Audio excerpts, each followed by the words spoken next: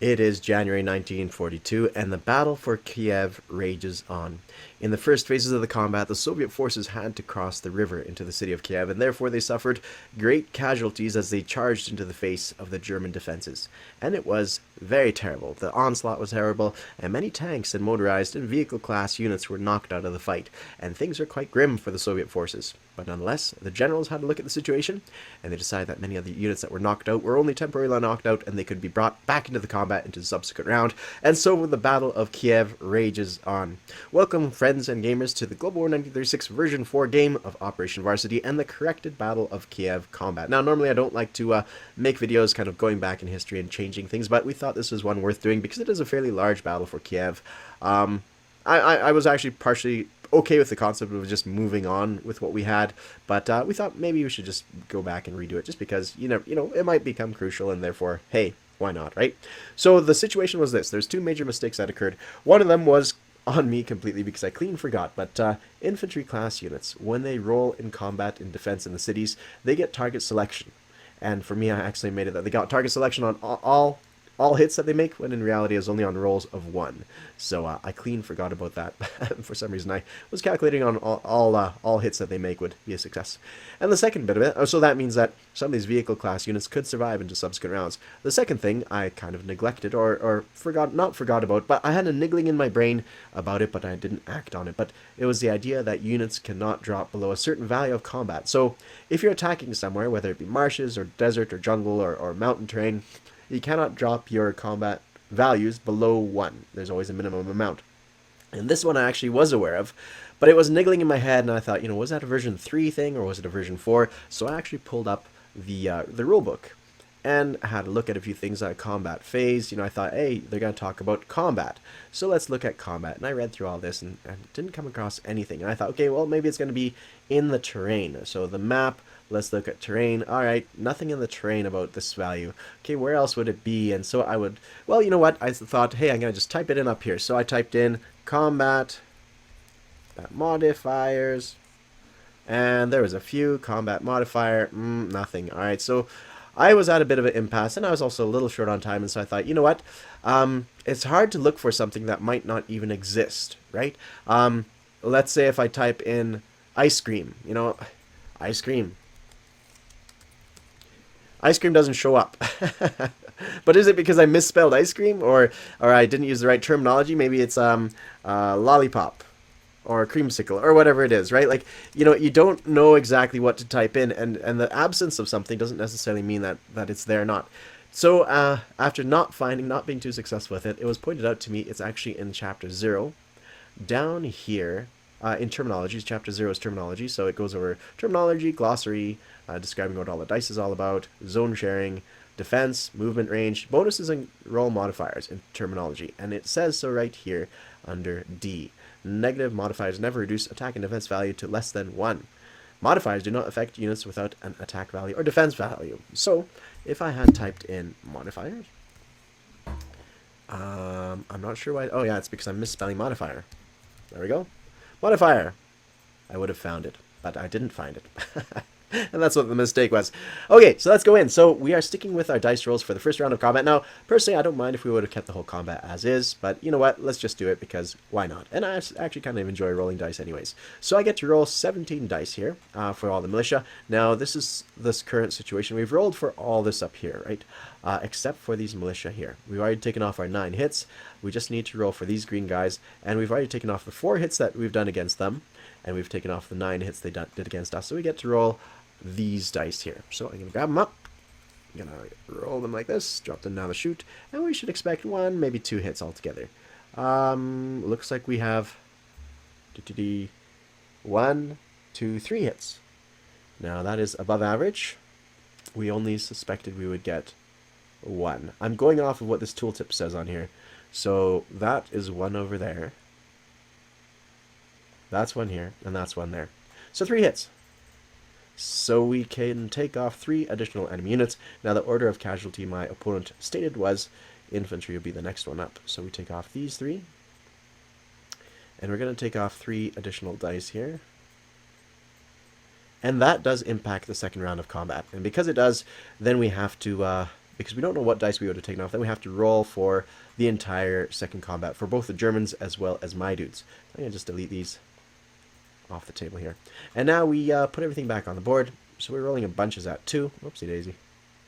Bunch at 2 here. And these guys, only the militia rolling at 1. Everything else is up here at 2. Alright. So we've prepared our dice, and we're ready to roll. And those dice will be right here. Let's start with these guys, and we've kind of color-coded them to the appropriate colors. Let's delete this. Now, hopefully our values are somewhat similar. I had this card that I was very proud of for last turn, but I believe with this mess up, it's not going to work out as nicely. Okay, so these are the dice. Let's see what the results are for round 2 of combat. Okay, so the teal dice are our infantry class, or the teal dice are these 2s here. That's for all these units sitting here, so we've got quite a few hits on them. There's 1, 2, 3, 4, and I'm scared to touch any of the other ones. This says a 6. You see that in the tooltip? 6 and 3. So that's 1, 2, 3, 4. Our 2 red dice gives us 2 more hits. 1, 2. Our blue dice are the ones at 3, and that tells me this is a hit. So there's that. Our yellow dice is our tactical bomber, and it is at a 9. So that misses. So that is all our hits, and we're pretty happy with that. That's a good amount of hits. So we're going to scooch that up like that, throw it over here, and grab our next set of dice. Now, this is where the whites come in. The whites are the militia. So whites are at 1, and the teal is still at 2s. So we're doing quite good for the teal again. Way over average. Here's 1, 2, 3, 4. And now the white dice, we have no hits. No hits for the white dice. 1, 2, 3, 4. Yeah, 4 hits. 1, 2, 3, 4. Okay, I think it's actually worthwhile deleting these, just because there's getting to be quite the pile of them. And we could always refresh it. And with 11 hits, that's getting pretty close to getting near to wiping them out. Not in its entirety, but close.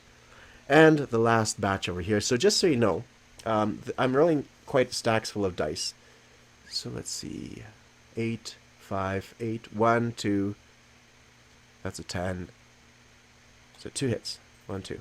Alright, just so you know, the reason there were so many dice is because I have all this. That's 30, 31, 32, 33, 34, 35. Is that right? I might have missed one dice, actually, for this airborne unit. That's why it's worthwhile counting it. Okay, so I am going to... I did count it before, like the dice popped up, but hey, it would have been worthwhile rolling it again. Let me just roll this dice just in case it is a 2, and I did miscount it, and I'll fix it in post. It is a 3, so it wouldn't have mattered anyways. There we go. So 13 hits on round 2, and that takes care of all that. Yep. And now let's take a look at these guys. Again, the orange are for the infantry, and the reds are for the advanced German mechanized units. And so the infantry are going to be rolling target selection on rolls of 1. So let's see what the results are here. Now, here's a red one. So let's see. I'm going to go over top of it like this. So we have 1, 2, 3, 4, 5, 6, 7 hits. So that's the first step, right? Let me just double check this count. 1, 2, 3, hold on. 1, 2, 3, 4, 5, 6, 7 hits. All right. Now we need to find out which orange ones are at 1. And none of them are, so no target selection there. So 7 hits versus my 13. So with those 7 hits, the debate is if I should take off some of these puppies up here. The cavalry specifically, right? They are nice for the defense, but hey, at the same token, we do enjoy having because these will be rolling 3s, whereas these ones will be rolling 2s, and these ones will be rolling 1s. Okay, we'll leave that for... I guess we have to look at these ones first. So what do we say for hits? 13. So here is 6, 7, 8, 9, 10, 11, 12, 13. So he has 2 units left over going into round 3 of combat, rolling out 5s. And on my end, I still have to decide this one here. And he's got 7... I think I might take away the militia. That gives me versatility for attacks later on. Alright, let's do that. Okay, 1 militia is left. And we're moving into the last round, and he's got 2 units left, so there's Tactical Bomber, 2 of those guys, and then we have 5 blues. 4, 5. Let's roll that and see what the results are. Maybe we've got enough for 2 hits, which is all we need. Okay, we have 1, 2, 3. That's all we need. What is this one here?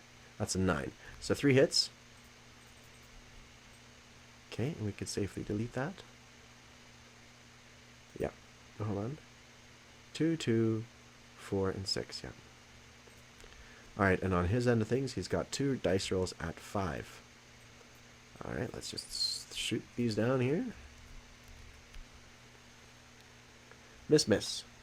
Okay, and just for the sake of absolute security, 7, 8, 9, 10. Alright. 1, 2, 3, 4, 5, 6, 7, 8, 9, 10. 10 dice here, just for 10 random infantry class units. Let's see what the results are. We just want to get a couple overkill just to make sure. There's 2 ones in there. Okay, great. So we've overkilled by a little bit, and we still have a bunch more left over to roll. But we'll leave it at that, and so that is sufficient to take off his units. So do we come out ahead or not? Well, that's debatable. Definitely I have more of my vehicle class units left over. I have only 1 militia, and perhaps in this circumstance, a defense of a militia and city is still worthwhile doing. But it gives us some teeth for the subsequent round if the Germans get a little bit crazy.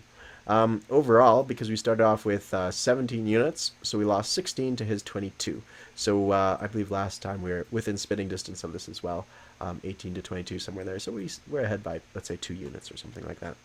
That is it, gentlemen. So it's an interesting combat for sure. Now we'll have to see what the Germans do in this circumstance.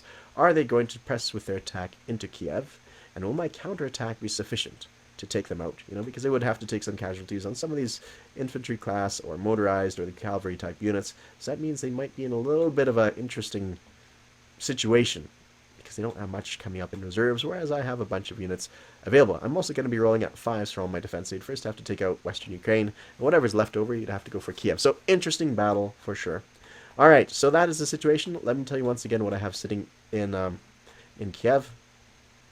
I have 1 anti-aircraft gun, 1 militia, I have 30 infantry, 1 airborne unit, I have 5 motorized, I have 2 light tanks, 3 cavalry, and these aircraft landed back in, I believe, Orel, Kursk.